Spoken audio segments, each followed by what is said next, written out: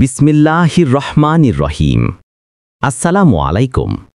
আমি আজ উপস্থিত আছি বাংলাদেশের কিশোরগঞ্জ জেলার করিমগঞ্জ উপজেলার ঐতিহাসিক স্থান ঈশা জঙ্গলবাড়িতে। ঈশা পরিচয় ও জন্মমৃত্যু। ঈশা ছিলেন বাংলার ইতিহাসের এক মহান বীর ও নেতা।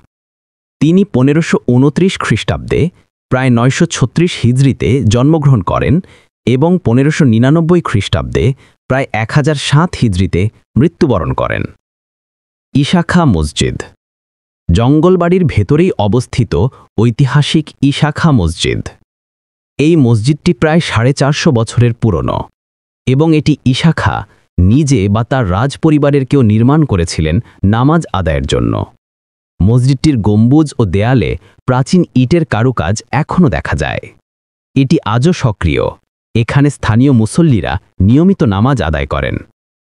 তিনি ছিলেন 12 ভূঁইয়াদের মধ্যে সবচেয়ে শক্তিশালী ও স্বাধীনচেতা ভূঁইয়া, যিনি মুঘলদের বিরুদ্ধে লড়াই করে বাংলার স্বাধীনতা রক্ষা করেছিলেন। ঈশা জঙ্গলবাড়ি দুর্গ। এই জঙ্গলবাড়িতেই তিনি তার দুর্গ ও রাজবাড়ি স্থাপন করেন। চারপাশে ছিল গভীর পরিখা, যেন শত্রুরা সহজে প্রবেশ না করতে পারে।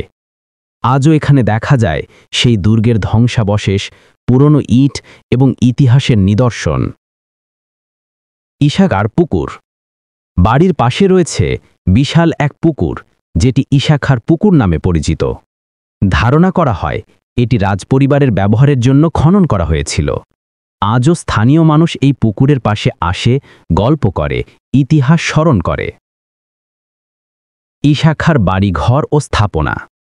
পুরনো দালান, প্রাচীর, মসজিদ ও পুকুরের চারপাশের গাছপালা সবকিছুই মনে করিয়ে দেয় তার সময়ের ঐশ্বর্য ও রাজকীয়তা।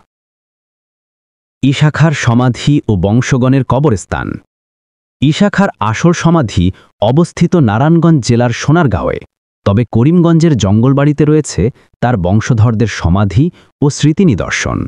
এখানে এখনও দেখা যায় প্রাচীন কিছু কবর, যা তার পরিবারের ইতিহাস বহন করছে। ঈশা স্মৃতি আজও জীবন্ত।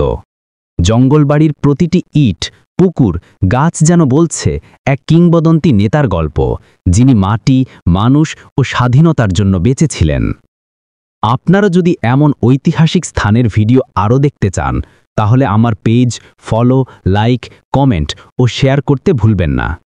আমি আছি কিশোরগঞ্জ করিমগঞ্জের ঈশা জঙ্গলবাড়িতে, ইতিহাসের এক অমর সাক্ষী হয়ে।